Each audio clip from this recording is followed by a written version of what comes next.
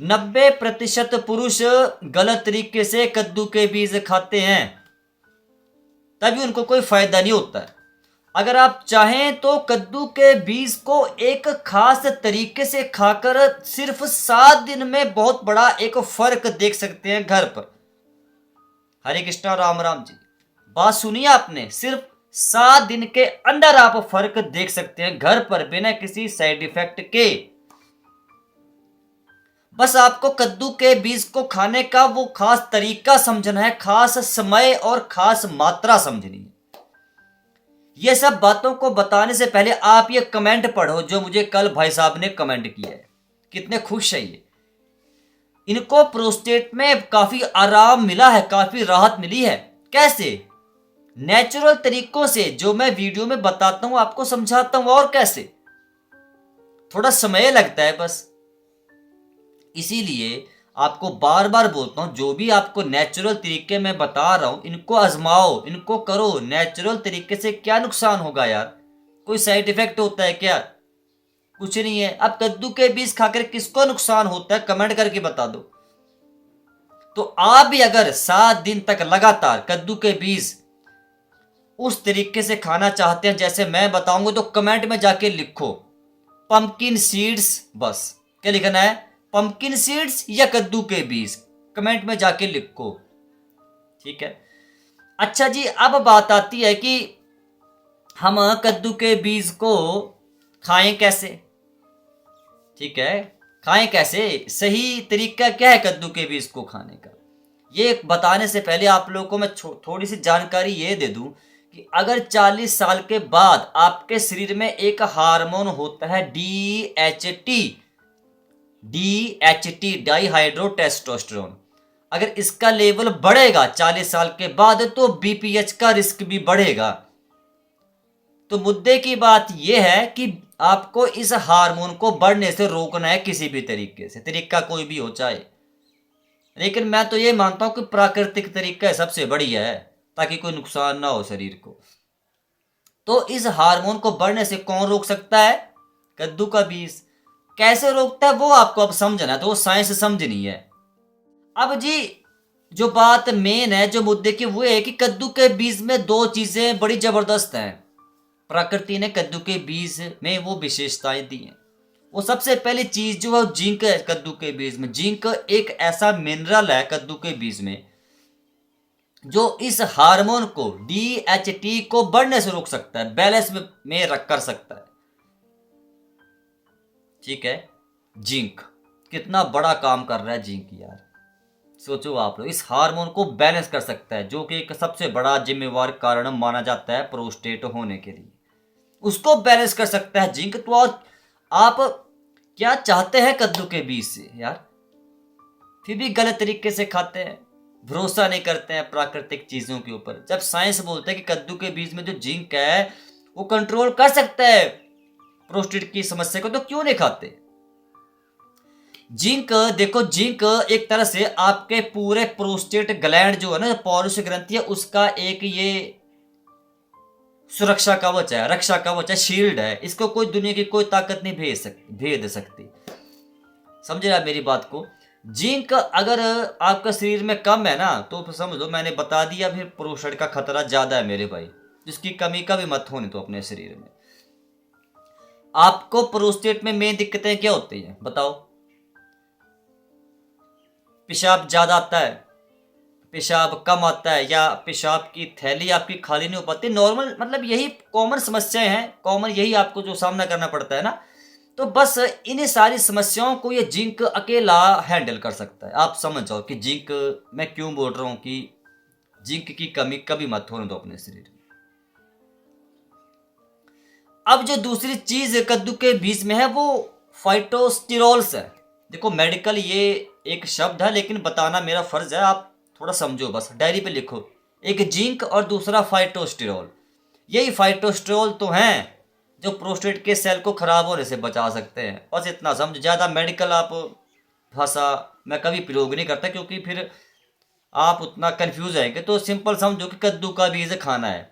अब जी आपने तरीका समझना है, अब यहीं पर आपने गलती करनी है, वीडियो छोड़ के चले जाएंगे।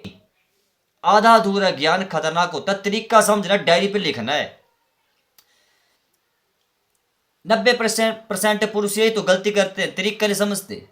यहाँ वहां की वीडियोस देख के बेस कंफ्यूज हो जाते हैं। आपको कद्दू के बीज हमेशा भिगो कर खाने।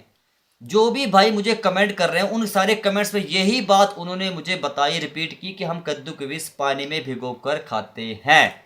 ये बात आपको ध्यान रखनी है। ये बात मैंने खुद रिसर्च की और मैंने पाया कि हाँ यार, ये मुझसे भी गलती होगी। कद्दू के बीज मैं हमेशा आपको वैसे खाने को बोलता था, लेकिन पानी में खाकर ज़्यादा ये बेनिफिशियल होते हैं, बहुत ज़्यादा स्ट्रॉन्ग ताकतवर हो जाते हैं। रात को 20 ग्राम कद्दू के बीज लेने हैं, मात्रा समझो। 20 ग्राम कद्दू के बीज, ना इससे ज्यादा ना इससे कम। 20 ग्राम पानी में भिगो के रात को रख दिए। सुबह उठकर जैसे आप लोगों ने अपना पेट साफ किया, अच्छे से पेट खाली हो गया, उसके बाद कद्दू के बीज 20 ग्राम लिए, मुंह के अंदर रखे, उनको चबाया। कम से कम भी 5-10 मिनट चबाओ, कि इतना चबाओ कि पानी बन जाए, फिर निकल जाओ बस। और फिर 2 घंटे का आप अपने शरीर को थोड़ा गैप दे दो। मतलब अगर सुबह 7 बजे आपने कद्दू के बीज खा लिए, तो फिर 9 बजे के बाद आप नाश्ता पानी कर लो। 2 घंटे तक कोई चीज़ नहीं खानी पीनी, ताकि शरीर इन कद्दू के बीज को पचा सके। ठीक है, थोड़े पचने में भारी होते हैं, लेकिन जो आपने पानी में भिगो कर रख के खाए ना, वो पचने में आसान हो गए। फिर आपका शरीर 2 घंटे में अच्छे तरीके से इनको पचा सकता है, पचा लेगा और डाइजेस्ट कर लेगा। पानी में रख कर क्या होता है कि पचने में ये मतलब आसान हो जाते हैं, इजीली डाइजेस्ट हो जाते हैं ये। क्योंकि कुछ बुजुर्ग भाई बोलते हैं हमें गर्मी होती है, कद्दू के बीज को खाकर पचते नहीं है, गैस बन जाते, तो उनके लिए सबसे बढ़िया तरीका ये। सब सब बुजुर्ग भाई कद्दू के बीज भिगो कर खाओ पानी में, बस 10 से 12 घंटे पानी में भिगो कर रखो। बस ये ध्यान रखना है, ये खास ख्याल रखना है। ये किसी अमृत से कम नहीं है कद्दू के बीज, जब आप पानी में भिगो कर खाते हैं। मात्रा आपने समझ ली ना, ना 20 ग्राम से कम ना ज़्यादा। समय आपने समझ लिया, तरीका भी आपने समझ लिया आपने सब कुछ ना। अब कद्दू के बीज के साथ अगर आप कुछ एक काम और कर लेंगे, घबराइए नहीं। अच्छा नहीं, सॉरी, माफी चाहता हूँ, एक बात तो बताना यार, भूल ही गया, बड़ी जरूरी बात है। कद्दू के बीज ताजे हों, जो आप घर पर सब्जी लाते हैं ना, उस सब्जी में से फ्रेश निकाल कर खाने हैं। आप लोग तरह तरह के कद्दू के बीज मार्केट से लाते हैं, जो साल्टेड होते हैं, जो फ्राइड होते हैं, वैसे नहीं खाने। स्वाद के लिए नहीं कद्दू के बीज खाने हैं, प्रोस्टेट को कंट्रोल करना है। आपको उस उद्देश्य से कद्दू के बीज खाने हैं, मुंह का स्वाद नहीं देखना। ठीक है ना। बाजार में आप ऐसे कद्दू के बीज लेते हो जिनमें नमक लगा होता है स्वाद के लिए, को फ्राइड होते हैं, वैसे नहीं खाने, बस रॉ फॉर्म में, कच्चे। बस ये तरीका आपने समझना है। अब जो आपको चीज बताने वाला हूं, कुछ एक दो काम अगर आप और कर लेंगे, और घबराइए नहीं, कोई खर्चा नहीं होगा, घर घर पे करना है, कोई आपको कोई और चीज करने की जरूरत नहीं, बस थोड़ा सा बदलाव करना है बस अपने जीवन जीने के तरीके में। रात को सोने से 2 घंटे पहले पानी नहीं पीना, बस सोने से 2 घंटे पहले पानी नहीं पीना। कद्दू के बीज की चाय पीनी है बस। और दोपहर को टमाटर का जूस पीना 1 गिलास।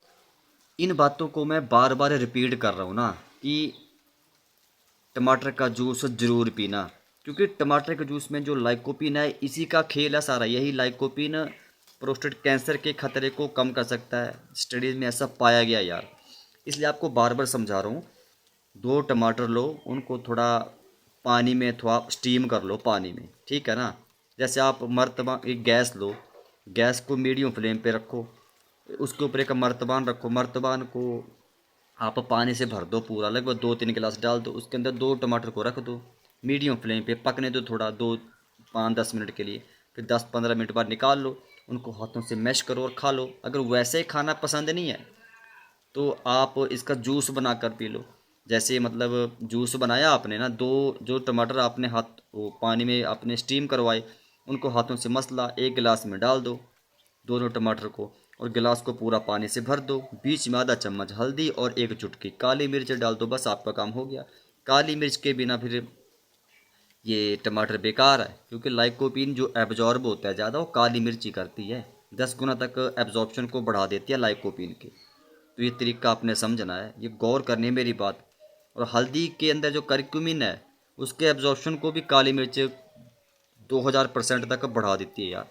तो काली मिर्च तो समझ लो टमाटर के साथ और हल्दी के साथ हमेशा इस्तेमाल करनी है, गौर करनी है बात।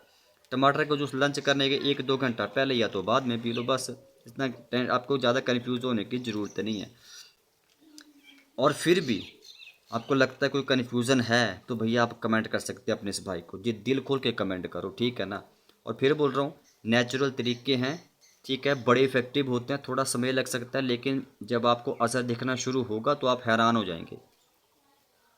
बस सही तरीके से खाना, सही तरीके से समझ लिए पूरे काम मैंने सब। कद्दू के बीज खाने का सही तरीका मैंने समझा दिया।